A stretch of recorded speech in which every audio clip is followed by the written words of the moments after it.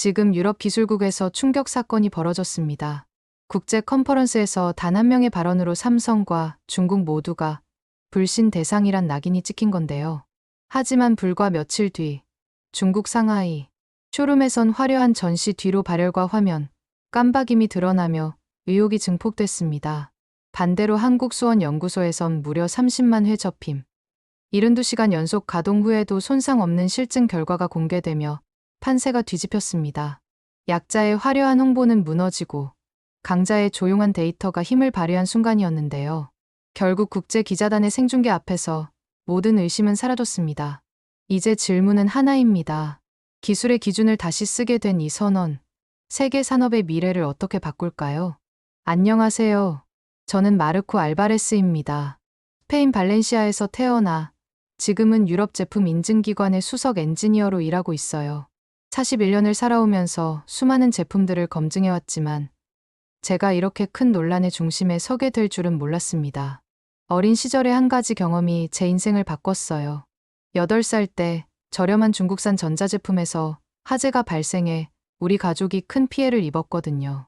그때부터 중국산은 위험하다는 생각이 뿌리 깊게 박혔죠. 동시에 삼성 같은 한국 브랜드도 결국 조립 수준이라는 편견을 갖게 되었습니다. 이런 선입견이 제게 얼마나 큰 시련을 가져다 줄지 그때는 전혀 몰랐어요. 오늘 이야기가 여러분의 제품 선택에 새로운 관점을 제시할 거예요.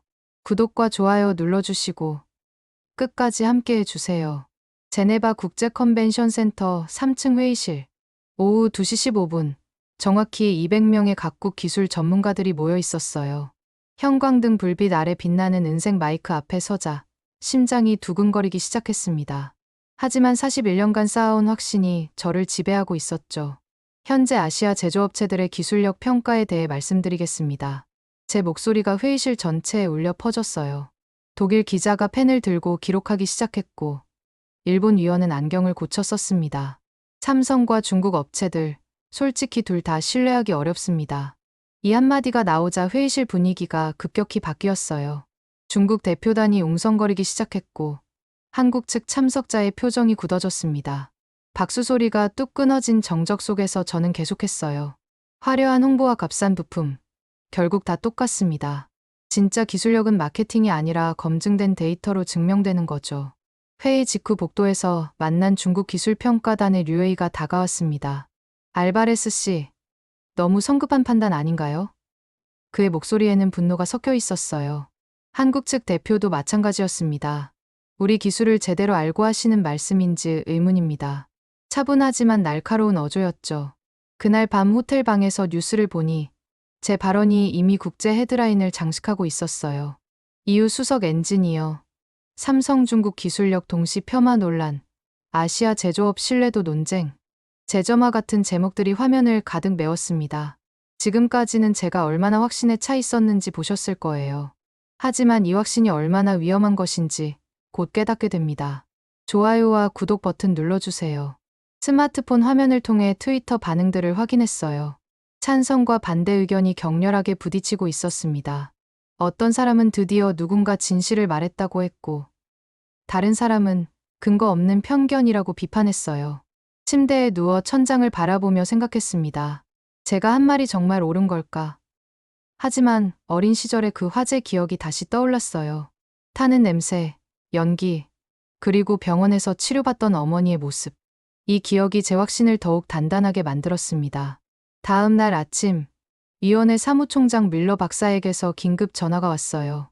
알바레스, 큰일이 났네.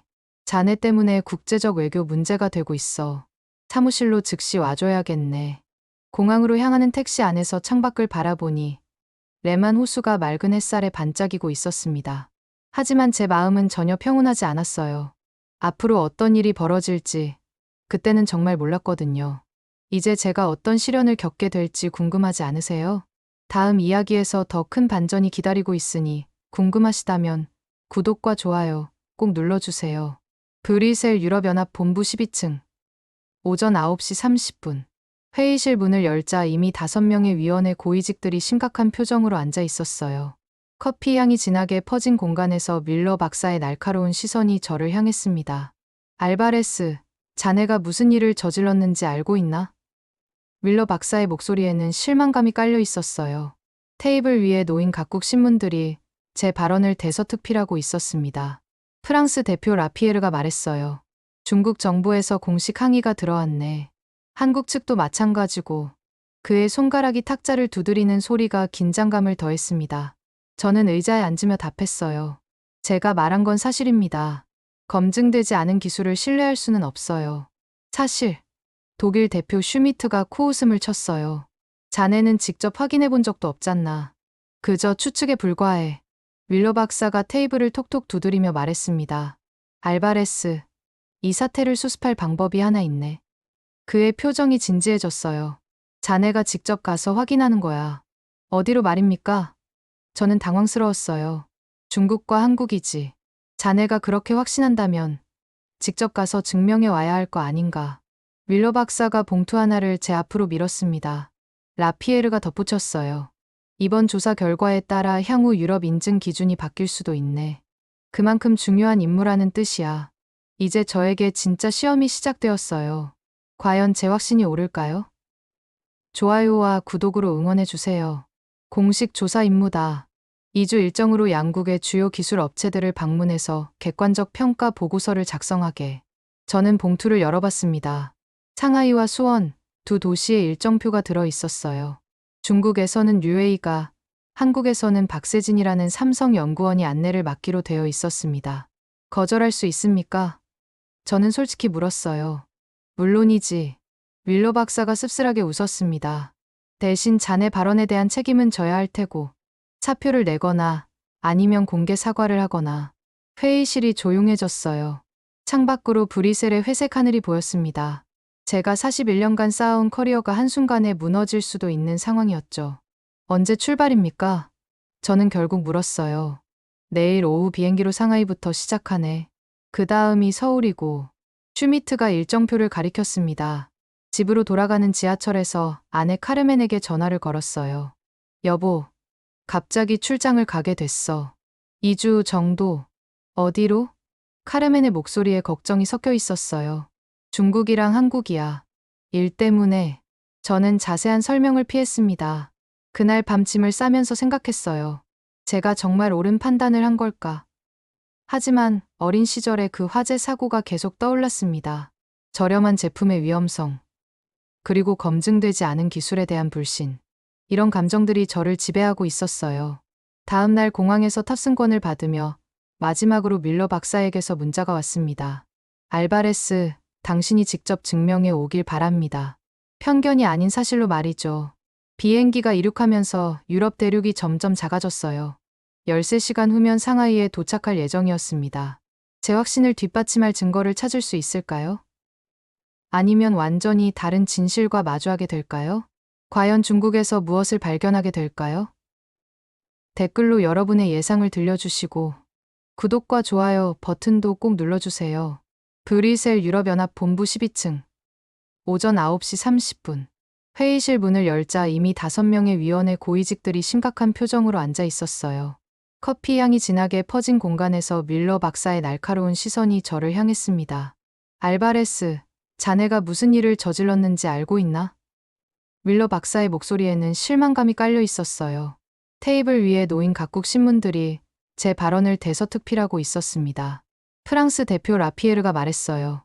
중국 정부에서 공식 항의가 들어왔네. 한국 측도 마찬가지고. 그의 손가락이 탁자를 두드리는 소리가 긴장감을 더했습니다. 저는 의자에 앉으며 답했어요. 제가 말한 건 사실입니다. 검증되지 않은 기술을 신뢰할 수는 없어요. 사실, 독일 대표 슈미트가 코웃음을 쳤어요. 자네는 직접 확인해 본 적도 없잖나. 그저 추측에 불과해. 윌러 박사가 테이블을 톡톡 두드리며 말했습니다. 알바레스, 이 사태를 수습할 방법이 하나 있네. 그의 표정이 진지해졌어요. 자네가 직접 가서 확인하는 거야. 어디로 말입니까? 저는 당황스러웠어요. 중국과 한국이지. 자네가 그렇게 확신한다면 직접 가서 증명해 와야 할 거 아닌가. 윌러 박사가 봉투 하나를 제 앞으로 밀었습니다. 공식 조사 임무다. 2주 일정으로 양국의 주요 기술 업체들을 방문해서 객관적 평가 보고서를 작성하게. 라피에르가 덧붙였어요. 이번 조사 결과에 따라 향후 유럽 인증 기준이 바뀔 수도 있네. 그만큼 중요한 임무라는 뜻이야. 저는 봉투를 열어봤습니다. 상하이와 수원, 두 도시의 일정표가 들어 있었어요. 중국에서는 UA가, 한국에서는 박세진이라는 삼성 연구원이 안내를 맡기로 되어 있었습니다. 거절할 수 있습니까? 저는 솔직히 물었어요. 물론이지. 윌러 박사가 씁쓸하게 웃었습니다. 대신 자네 발언에 대한 책임은 져야 할 테고, 사표를 내거나 아니면 공개 사과를 하거나. 회의실이 조용해졌어요. 창밖으로 브뤼셀의 회색 하늘이 보였습니다. 제가 41년간 쌓아온 커리어가 한순간에 무너질 수도 있는 상황이었죠. 언제 출발입니까? 저는 결국 물었어요. 내일 오후 비행기로 상하이부터 시작하네. 그 다음이 서울이고. 슈미트가 일정표를 가리켰습니다. 집으로 돌아가는 지하철에서 아내 카르멘에게 전화를 걸었어요. 여보, 갑자기 출장을 가게 됐어. 2주 정도. 어디로? 카르멘의 목소리에 걱정이 섞여 있었어요. 중국이랑 한국이야. 일 때문에. 저는 자세한 설명을 피했습니다. 그날 밤 짐을 싸면서 생각했어요. 제가 정말 옳은 판단을 한 걸까? 하지만 어린 시절의 그 화재 사고가 계속 떠올랐습니다. 저렴한 제품의 위험성, 그리고 검증되지 않은 기술에 대한 불신. 이런 감정들이 저를 지배하고 있었어요. 다음 날 공항에서 탑승권을 받으며 마지막으로 밀러 박사에게서 문자가 왔습니다. 알바레스, 당신이 직접 증명해 오길 바랍니다. 편견이 아닌 사실로 말이죠. 비행기가 이륙하면서 유럽 대륙이 점점 작아졌어요. 13시간 후면 상하이에 도착할 예정이었습니다. 제 확신을 뒷받침할 증거를 찾을 수 있을까요? 아니면 완전히 다른 진실과 마주하게 될까요? 상하이 쇼룸상하이 푸동공항에서 내린 순간 습한 공기와 함께 43도의 무더위가 저를 덮쳤어요. 오후 2시 30분, 류이가 검은색 벤츠와 함께 기다리고 있었습니다. 그의 얼굴에는 자신감이 가득했어요. 알바레스 씨, 환영합니다. 류에이가 악수를 청하며 웃었습니다. 오늘 보시게 될 것들이 당신의 생각을 완전히 바꿔놓을 거예요. 차창 밖으로 보이는 상하이 마철루들이 인상적이었어요. 하지만 제 마음속 편견은 여전했습니다. 화려한 외관 뒤에 숨겨진 진실을 찾아야 한다는 생각뿐이었죠. 30분 후 도착한 기술 전시관은 정말 놀라웠습니다. 3층 건물 전체가 최신 디스플레이와 LED로 가득 차 있었어요. 입구에서부터 홀로그램이 춤을 추고 있었습니다. 이것부터 보시죠. 류에이가 폴더블 스마트폰을 꺼내 보였어요. 우리 최신 접이식 디스플레이입니다. 20만 번 접어도 문제없어요. 그가 시연을 시작했습니다. 화면이 부드럽게 접히고 펴지는 모습이 확실히 인상적이었어요. 하지만 저는 의심의 눈초리를 거두지 않았습니다. 실제 테스트 데이터를 볼 수 있을까요? 제가 물었어요. 류에이의 표정이 잠깐 굳어졌습니다. 아, 그건 기업 기밀이라서요. 대신 영상으로 보여드리겠습니다. 대형 스크린에서 화려한 테스트 영상이 재생되었어요. 로봇팔이 스마트폰을 접었다 폈다 하는 장면이 빠르게 지나갔습니다. 하지만 뭔가 어색했어요. 영상이 너무 매끄럽고 실제 숫자나 그래프는 보이지 않았습니다. 직접 테스트해 볼 수 있을까요? 저는 다시 요청했어요. 그건. 류에이가 머뭇거렸습니다. 장비가 다른 건물에 있어서 오늘은 어려울 것 같네요. 바로 그때였어요. 시연용 스마트폰 화면이 갑자기 깜박이기 시작했습니다. 잠깐이었지만 명확했어요. 그리고 기기 뒷면이 뜨거워지고 있는 것도 느꼈습니다. 류에이가 당황하며 기기를 재빨리 치웠어요. 아, 이건 프로토타입이라서요. 완성품은 다릅니다. 제 의심은 더욱 깊어졌습니다. 2시간 동안의 시연에서 실제 데이터는 한 번도 보지 못했어요. 모든 것이 화려한 영상과 구두 설명뿐이었습니다. 다른 전시품들도 마찬가지였어요. 태블릿을 들어보니 예상보다 무거웠고 배터리 지속시간 테스트 요청에는 실험실이 점검 중이라는 답변만 돌아왔습니다. 내일 공장 견학은 가능할까요? 제가 물었어요. 죄송합니다. 보안상 외부인 출입이 제한되어 있어요. 류에이의 답변은 늘 같았습니다. 저녁 식사 자리에서 류에이가 말했어요. 알바레스 씨는 우리 기술을 어떻게 평가하시나요? 인상적이긴 합니다. 저는 조심스럽게 답했어요. 하지만 실제 성능 데이터를 확인하지 못한 게 아쉽네요. 실험은 나중에 자료로 드리겠습니다. 류에이가 웃으며 말했지만 그의 눈빛에는 불안함이 스쳐갔어요. 호텔로 돌아오는 길에 저는 생각했습니다. 화려한 쇼룸과 매끄러운 영상들 뒤에 진짜는 무엇일까? 제 편견이 옳았던 걸까요? 내일 한국에서는 다른 모습을 보게 될까요? 다음 날 오전 상하이 국제기자클럽에서 예정에 없던 인터뷰 요청이 들어왔어요. 독일 프랑크푸르터 차이퉁과 일본 니케이 신문 기자들이 기다리고 있었습니다.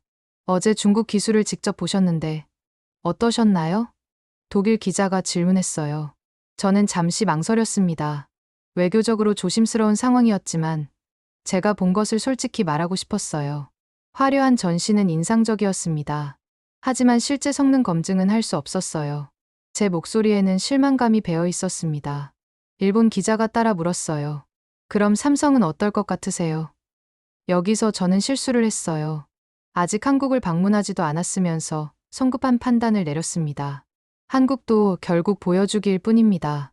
진짜 기술력보다는 마케팅에 더 치중하는 것 같아요. 기자들의 눈빛이 반짝였어요. 이런 발언을 원했던 거죠. 구체적으로 어떤 부분에서 그렇게 생각하시나요? 독일 기자가 추가 질문을 했습니다. 결국 조립 기술 수준에서 벗어나지 못했다고 봅니다. 저는 과거의 편견에 사로잡혀 답했어요. 핵심 기술은 여전히 다른 나라에서 가져오는 게 대부분이죠. 인터뷰가 끝나고 공항으로 향하는 길에서 불안감이 밀려왔어요. 너무 성급했나? 하지만 어린 시절의 기억과 어제 본 중국의 모습이 제 확신을 더욱 굳히고 있었습니다. 인천공항행 비행기 안에서 아내에게서 문자가 왔어요.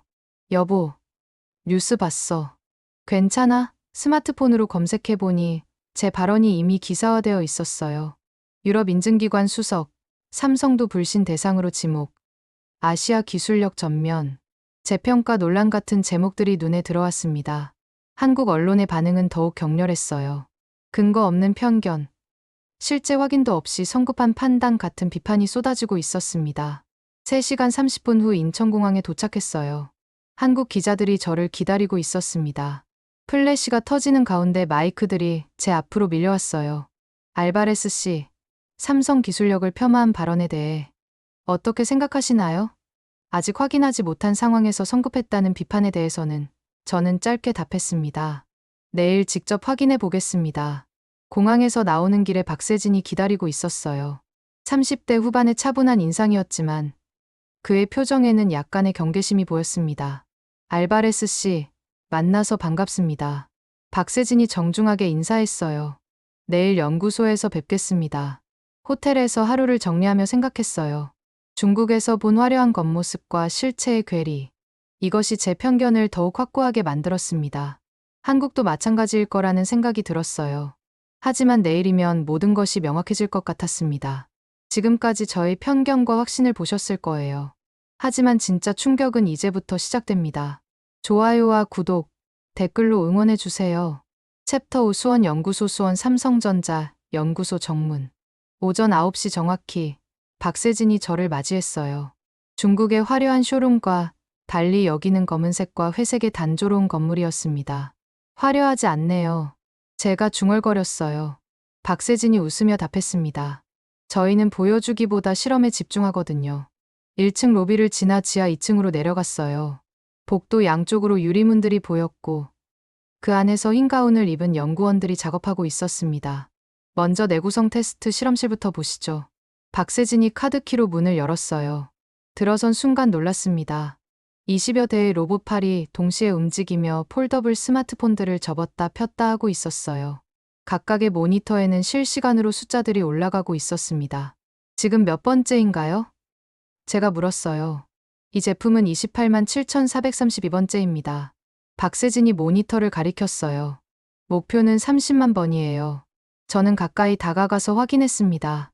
실제로 로봇팔이 정확히 움직이고 있었고 화면에는 접힘 횟수와 함께 온도, 습도, 화면 반응 속도까지 실시간으로 기록되고 있었어요. 이건 조작할 수 없나요? 저는 의심스럽게 물었어요. 직접 확인해 보세요. 박세진이 옆에 기기를 가리켰습니다. 이 버튼을 누르면 일시정지됩니다. 제가 버튼을 누르자 로봇팔이 멈췄어요. 그리고 모니터의 숫자도 정확히 그 순간에 멈춰 있었습니다. 다시 시작 버튼을 누르니 로봇이 다시 움직이기 시작했어요. 여기선 숫자가 거짓말을 하지 않습니다. 박세진의 목소리에는 자신감이 있었어요. 다음으로 이동한 곳은 반도체 테스트실이었어요.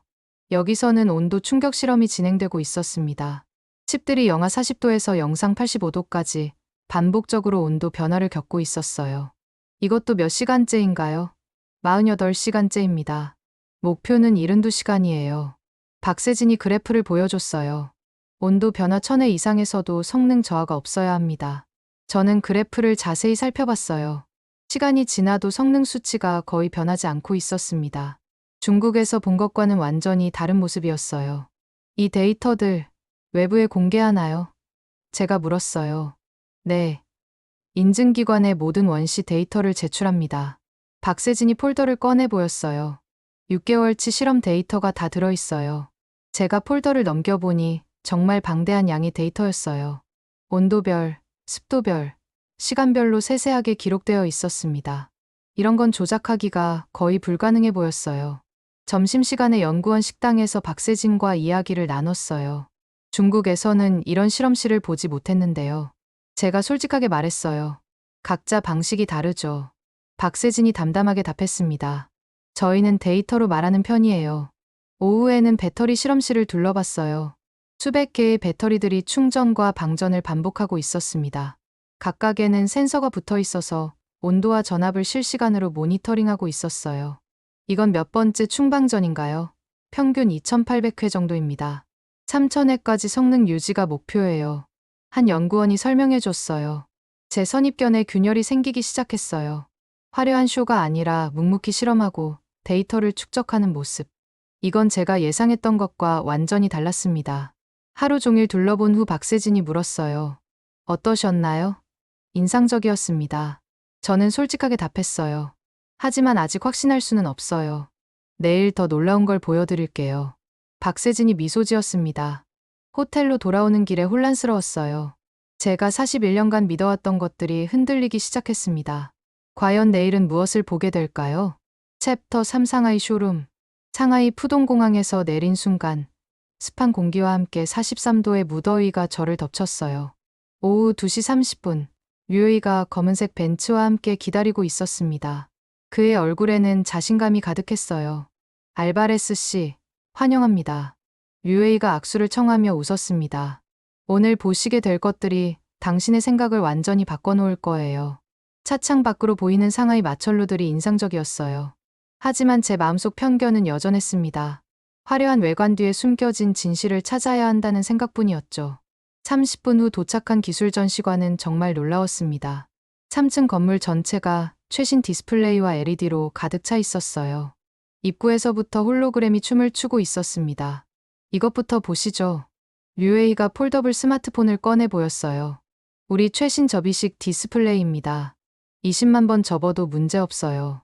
그가 시연을 시작했습니다. 화면이 부드럽게 접히고 펴지는 모습이 확실히 인상적이었어요.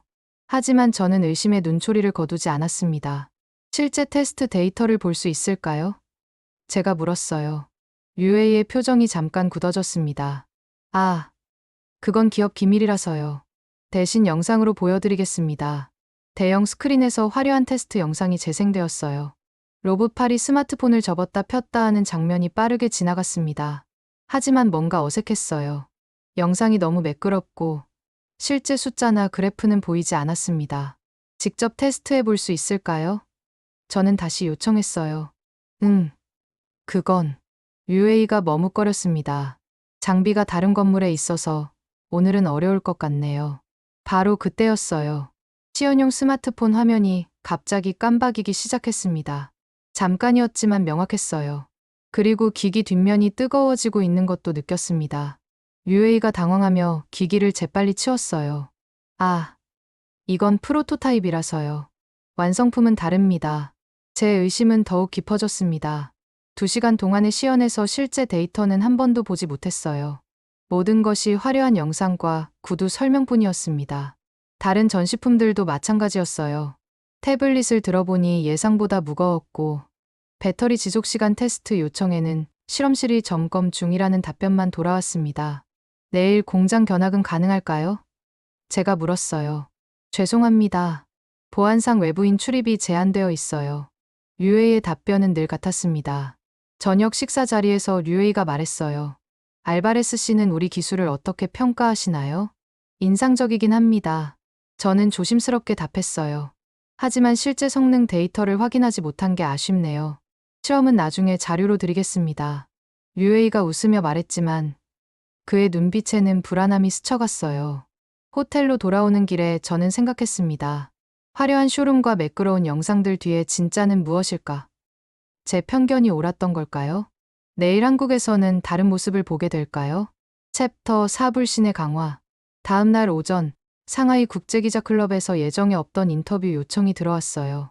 독일 프랑크푸르터 차이퉁과 일본 니케이 신문 기자들이 기다리고 있었습니다. 어제 중국 기술을 직접 보셨는데 어떠셨나요? 독일 기자가 질문했어요. 저는 잠시 망설였습니다. 외교적으로 조심스러운 상황이었지만 제가 본 것을 솔직히 말하고 싶었어요. 화려한 전시는 인상적이었습니다. 하지만 실제 성능 검증은 할 수 없었어요. 제 목소리에는 실망감이 배어 있었습니다. 일본 기자가 따라 물었어요. 그럼 삼성은 어떨 것 같으세요? 여기서 저는 실수를 했어요. 아직 한국을 방문하지도 않았으면서 성급한 판단을 내렸습니다. 한국도 결국 보여주기일 뿐입니다. 진짜 기술력보다는 마케팅에 더 치중하는 것 같아요. 기자들의 눈빛이 반짝였어요. 이런 발언을 원했던 거죠. 구체적으로 어떤 부분에서 그렇게 생각하시나요? 독일 기자가 추가 질문을 했습니다. 결국 조립 기술 수준에서 벗어나지 못했다고 봅니다. 저는 과거의 편견에 사로잡혀 답했어요. 핵심 기술은 여전히 다른 나라에서 가져오는 게 대부분이죠. 인터뷰가 끝나고 공항으로 향하는 길에서 불안감이 밀려왔어요. 너무 성급했나? 하지만 어린 시절의 기억과 어제 본 중국의 모습이 제 확신을 더욱 굳히고 있었습니다. 인천공항행 비행기 안에서 아내에게서 문자가 왔어요. 여보, 뉴스 봤어. 괜찮아? 스마트폰으로 검색해보니 제 발언이 이미 기사화되어 있었어요. 유럽 인증기관 수석, 삼성도 불신 대상으로 지목, 아시아 기술력 전면, 재평가 논란 같은 제목들이 눈에 들어왔습니다.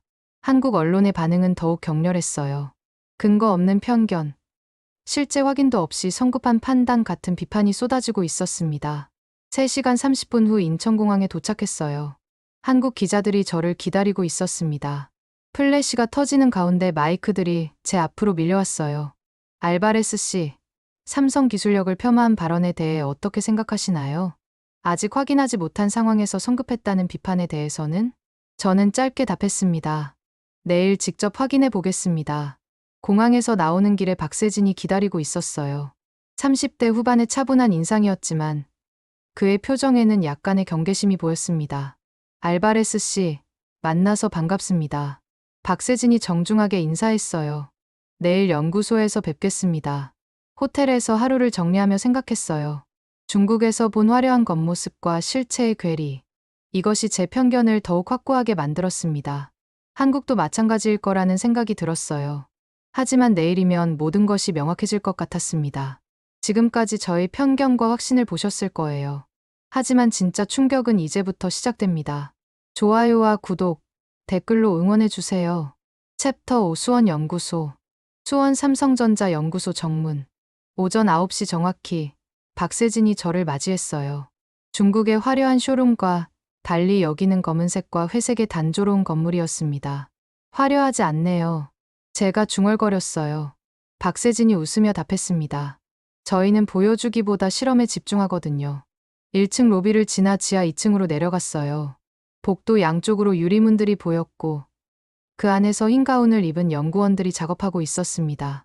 먼저 내구성 테스트 실험실부터 보시죠. 박세진이 카드키로 문을 열었어요. 들어선 순간 놀랐습니다. 20여 대의 로봇팔이 동시에 움직이며 폴더블 스마트폰들을 접었다 폈다 하고 있었어요. 각각의 모니터에는 실시간으로 숫자들이 올라가고 있었습니다. 지금 몇 번째인가요? 제가 물었어요. 이 제품은 28만 7,432번째입니다. 박세진이 모니터를 가리켰어요. 목표는 30만 번이에요. 저는 가까이 다가가서 확인했습니다. 실제로 로봇팔이 정확히 움직이고 있었고 화면에는 접힘 횟수와 함께 온도, 습도, 화면 반응 속도까지 실시간으로 기록되고 있었어요. 이건 조작할 수 없나요? 저는 의심스럽게 물었어요. 직접 확인해 보세요. 박세진이 옆에 기기를 가리켰습니다. 이 버튼을 누르면 일시정지됩니다. 제가 버튼을 누르자 로봇팔이 멈췄어요. 그리고 모니터의 숫자도 정확히 그 순간에 멈춰 있었습니다. 다시 시작 버튼을 누르니 로봇이 다시 움직이기 시작했어요. 여기선 숫자가 거짓말을 하지 않습니다. 박세진의 목소리에는 자신감이 있었어요. 다음으로 이동한 곳은 반도체 테스트실이었어요. 여기서는 온도 충격 실험이 진행되고 있었습니다. 칩들이 영하 40도에서 영상 85도까지 반복적으로 온도 변화를 겪고 있었어요. 이것도 몇 시간째인가요? 48시간째입니다. 목표는 72시간이에요. 박세진이 그래프를 보여줬어요. 온도 변화 1000회 이상에서도 성능 저하가 없어야 합니다. 저는 그래프를 자세히 살펴봤어요. 시간이 지나도 성능 수치가 거의 변하지 않고 있었습니다. 중국에서 본 것과는 완전히 다른 모습이었어요. 이 데이터들 외부에 공개하나요? 제가 물었어요. 네. 인증기관에 모든 원시 데이터를 제출합니다. 박세진이 폴더를 꺼내 보였어요. 6개월치 실험 데이터가 다 들어있어요. 제가 폴더를 넘겨보니 정말 방대한 양의 데이터였어요. 온도별, 습도별, 시간별로 세세하게 기록되어 있었습니다. 이런 건 조작하기가 거의 불가능해 보였어요. 점심시간에 연구원 식당에서 박세진과 이야기를 나눴어요. 중국에서는 이런 실험실을 보지 못했는데요. 제가 솔직하게 말했어요. 각자 방식이 다르죠. 박세진이 담담하게 답했습니다. 저희는 데이터로 말하는 편이에요. 오후에는 배터리 실험실을 둘러봤어요. 수백 개의 배터리들이 충전과 방전을 반복하고 있었습니다. 각각에는 센서가 붙어 있어서 온도와 전압을 실시간으로 모니터링하고 있었어요. 이건 몇 번째 충방전인가요? 평균 2800회 정도입니다. 3000회까지 성능 유지가 목표예요. 한 연구원이 설명해 줬어요. 제 선입견에 균열이 생기기 시작했어요. 화려한 쇼가 아니라 묵묵히 실험하고 데이터를 축적하는 모습. 이건 제가 예상했던 것과 완전히 달랐습니다. 하루 종일 둘러본 후 박세진이 물었어요. 어떠셨나요? 인상적이었습니다. 저는 솔직하게 답했어요. 하지만 아직 확신할 수는 없어요. 내일 더 놀라운 걸 보여드릴게요. 박세진이 미소 지었습니다. 호텔로 돌아오는 길에 혼란스러웠어요. 제가 41년간 믿어왔던 것들이 흔들리기 시작했습니다. 과연 내일은 무엇을 보게 될까요? 챕터 6 72시간 테스트. 다음 날 오전 10시, 박세진이 특별한 실험실로 저를 안내했어요. Extreme Testing Lab이라는 팻말이 붙은 문 앞에서 그가 말했습니다. 오늘 보실 실험은 72시간 연속 가동 테스트입니다. 3일 전부터 시작했어요. 문을 열자 웅웅거리는 기계음이 들렸어요. 실험실 한가운데 대형 챔버가 있었고 그 안에서 20대의 스마트폰들이 계속 작동하고 있었습니다. 저기 있는 기기들은 72시간 동안 무엇을 하고 있나요? 제가 물었어요. 동영상 재생, 게임 실행, 통화 시뮬레이션을 계속 반복합니다. 박세진이 모니터를 가리켰어요. CPU 사용률 90% 이상을 유지하면서요. 모니터에는 실시간 데이터가 표시되고 있었어요. 배터리 온도, CPU 온도, 화면 밝기, 메모리 사용률까지 모든 수치가 그래프로 나타나고 있었습니다. 온도가 꽤 높네요. 저는 CPU 온도 그래프를 보며 말했어요. 45도 정도입니다. 안전 기준인 55도보다 10도 낮아요. 연구원이 설명했습니다. 72시간 동안 이 온도를 유지하고 있어요. 제가 놀란 건 배터리 성능이었어요. 72시간 연속 사용해도 충전 용량이 거의 줄어들지 않고 있었습니다. 이게 정말 가능한 건가요? 제가 의심스러워하자 박세진이 웃었어요. 직접 확인해 보시죠. 지금 실험을 중단하고 기기를 분해해 볼게요. 분해요? 저는 깜짝 놀랐어요. 네. 72시간 연속 사용 후 내부 상태를 확인하는 게 이 실험의 핵심이거든요. 박세진이 챔버를 열고 스마트폰 한 대를 꺼냈어요. 겉보기에는 평상시와 다를 바 없었습니다. 그리고 정밀 드라이버로 기기를 조심스럽게 분해하기 시작했어요. 내부가 드러나자 저는 경악했어요. 72시간 연속 고온에서 작동했음에도 불구하고 부품들이 전혀 손상되지 않았습니다. 배터리도 부풀어 오르지 않았고 회로 기판에도 변색이나 손상이 전혀 없었어요. 이게 어떻게 가능하죠? 저는 정말 놀라서 물었어요. 개별 부품의 품질도 중요하지만 전체 시스템 설계가 핵심입니다. 박세진이 배터리를 들어 올리며 설명했어요.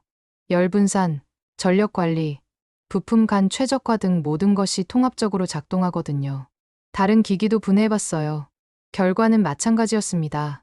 내부 부품들이 신제품과 다를 바 없는 상태를 유지하고 있었어요. 이건 우연이 아니라 공정 전체의 결과입니다. 박세진의 말에 저는 할 말을 잃었어요. 점심 후에는 낙하 테스트를 봤어요. 로봇이 스마트폰을 1.8m 높이에서 콘크리트 바닥에 떨어뜨리는 실험이었습니다. 몇 번째입니까? 제가 물었어요. 이 기기는 847번째예요. 1000번까지 견뎌야 합니다. 연구원이 답했습니다. 실제로 847번 떨어뜨린 스마트폰을 확인해 봤어요. 케이스에 흠집은 있었지만 화면은 멀쩡했고 모든 기능이 정상 작동했습니다. 하루 종일 본 실험들이 제 머리를 복잡하게 만들었어요. 중국에서 본 화려한 쇼와는 완전히 다른 세계였습니다. 여기서는 모든 것이 숫자와 데이터로 증명되고 있었어요. 저녁에 박세진과 대화를 나눴어요. 왜 이런 실험들을 외부에 알리지 않나요? 제가 물었어요. 시험 자체가 목적이 아니라 더 좋은 제품을 만드는 게 목적이거든요.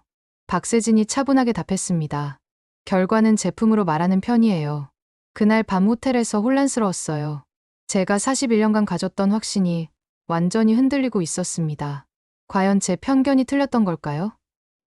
내일 국제 기자단이 온다고 하는데 그들 앞에서 어떤 말을 해야 할까요? 챕터 7 국제 기자단 검증. 삼성전자 수원연구소 브리핑룸. 오전 11시 독일 슈피겔, 미국 월스트리트 저널, 일본 니혼게이자이 등 주요 언론사 기자 12명이 모여 있었어요. 어제까지만 해도 확신에 찼던 제가 이제는 당황스러웠습니다. 독일 기자가 첫 질문을 던졌어요. 알바레스 씨, 이틀 전 상하이에서 하신 발언과 지금 보신 것들을 비교하면 어떠신가요? 저는 잠시 침묵했어요. 솔직하게 답해야 할 것 같았습니다. 상당한 차이가 있었습니다. 구체적으로 어떤 차이인가요? 미국 기자가 추가 질문했어요. 박세진이 앞으로 나서며 말했습니다. 직접 보시는 게 좋겠습니다. 어제 알바레스 씨가 보신 72시간 테스트를 그대로 보여드릴게요.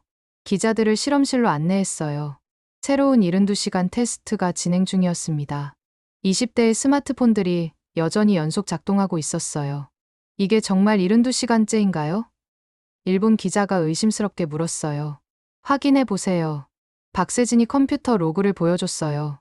시작 시간부터 현재까지 모든 기록이 여기 있습니다. 기자들이 화면을 자세히 살펴봤어요. 타임스탬프와 함께 모든 데이터가 실시간으로 기록되고 있었습니다. 프랑스 기자가 말했어요. 중국에서는 이런 실시간 데이터를 보여주지 않았다고 들었는데요. 맞습니다. 저는 솔직하게 인정했어요. 대부분 미리 제작된 영상이나 구두 설명뿐이었어요. 그럼 직접 분해도 해볼 수 있나요? 영국 기자가 도전적으로 물었어요. 박세진이 망설이지 않고 답했습니다. 물론입니다. 72시간 작동한 기기를 꺼내서 실시간으로 분해했어요. 기자들이 카메라와 휴대폰으로 전 과정을 촬영했습니다. 분해된 내부를 본 기자들의 반응은 놀라움 그 자체였어요. 정말 손상이 없네요. 독일 기자가 감탄했어요. 이 배터리, 정말 72시간 연속 사용한 게 맞나요? 미국 기자가 배터리를 자세히 들여다봤어요. 측정 장비로 확인해 보시죠. 박세진이 정밀 측정기를 가져왔어요. 배터리 용량을 측정한 결과 신제품 대비 98% 성능을 유지하고 있었어요. 이건 정말 놀랍네요. 일본 기자가 중얼거렸어요. 점심 후에는 로봇팔 내구성 테스트를 봤어요. 30만 번 접힘 테스트를 완료한 폴더블 스마트폰들이 진열되어 있었습니다. 이것들 모두 30만 번 접었다 핀 건가요? 프랑스 기자가 물었어요. 직접 확인해 보세요. 박세진이 기기 하나를 건네줬어요. 기자들이 돌아가며 기기를 테스트해 봤어요. 30만 번 접었음에도 불구하고 화면에는 접힘 자국도 없었고 터치도 완벽하게 작동했습니다. 중국 제품과 비교했을 때 어떤 차이점이 있다고 보시나요? 독일 기자가 저에게 직접 물었어요. 저는 깊이 생각한 후 답했어요. 가장 큰 차이는 투명성입니다. 여기서는 모든 데이터를 공개하고 실시간으로 확인할 수 있어요. 반면 중국에서는 그런 기회가 없었습니다. 그럼 이전 발언을 수정하실 건가요? 미국 기자가 날카롭게 물었어요. 진실을 봤으니 인정해야죠. 저는 솔직하게 답했어요. 적어도 삼성에 대한 제 평가는 완전히 바뀌었습니다. 기자들이 실험 과정을 생중계로 송출하자 실시간으로 댓글이 달리기 시작했어요. 대부분 긍정적인 반응이었습니다. 진짜 뉴스는 이 데이터입니다.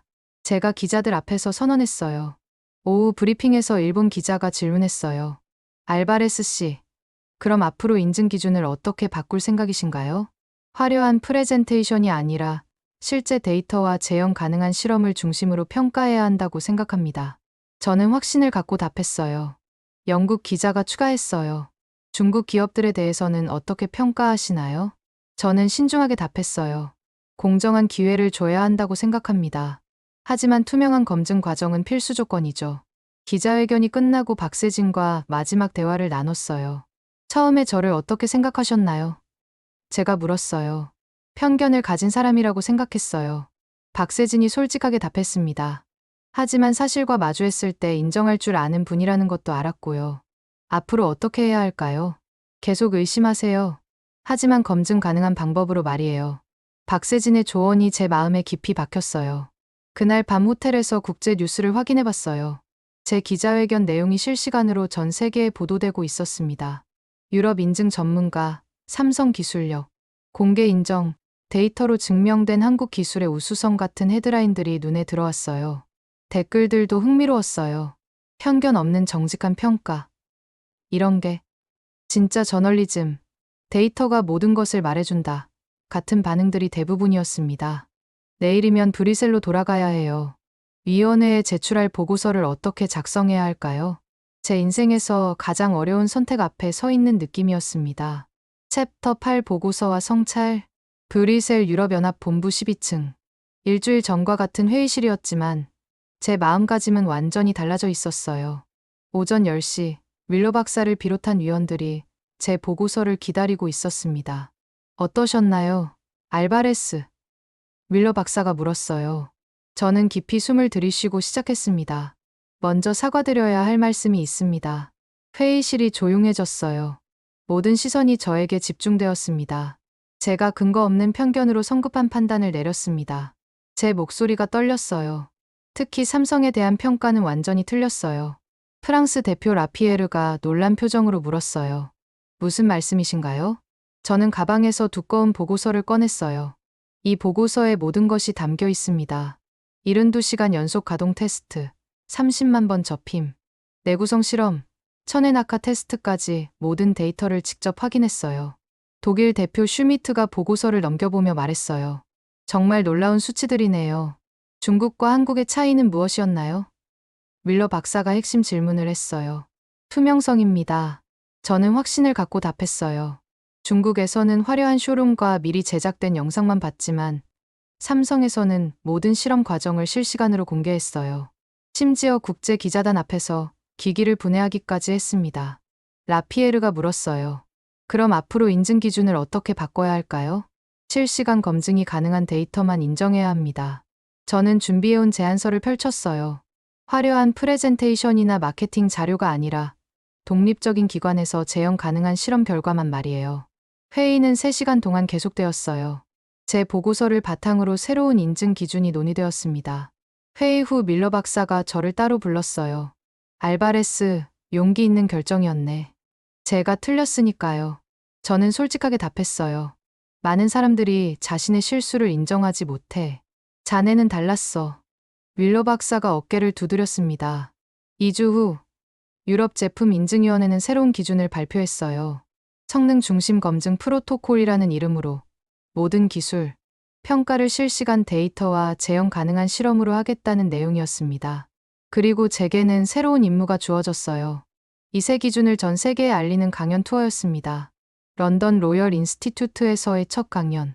300명의 청중 앞에서 저는 마이크를 잡았어요. 41년간 제품 인증 일을 해오면서 가장 큰 실수를 저질렀습니다. 제가 시작했어요. 편견이 얼마나 위험한지 몸소 체험했죠. 청중들이 집중하기 시작했어요. 기술의 진짜 언어는 데이터와 시간입니다. 저는 확신에 찬 목소리로 말했어요. 화려한 홍보나 브랜드 이미지가 아니라 객관적으로 검증 가능한 성능이 모든 것을 결정해야 해요. 강연 후 질의응답 시간에 한 학생이 물었어요. 그럼 중국 기술에 대해서는 어떻게 생각하세요? 공정한 기회를 줘야 한다고 생각합니다. 저는 신중하게 답했어요. 하지만 투명한 검증 과정을 거쳐야죠. 어떤 나라든 예외는 없습니다. 6개월 후 새로운 인증 기준은 국제 표준으로 채택되었어요. 전 세계 주요 기술 기업들이 이 기준에 맞춰 제품을 개발하기 시작했습니다. 그리고 놀랍게도 이 기준을 가장 먼저 통과한 건 삼성 제품들이었어요. 반면 일부 중국 기업들은 새로운 기준에 맞추기 위해 기술 개발에 더 많은 투자를 하기 시작했습니다. 지금 저는 발렌시아, 고향 집에서 이 이야기를 정리하고 있어요.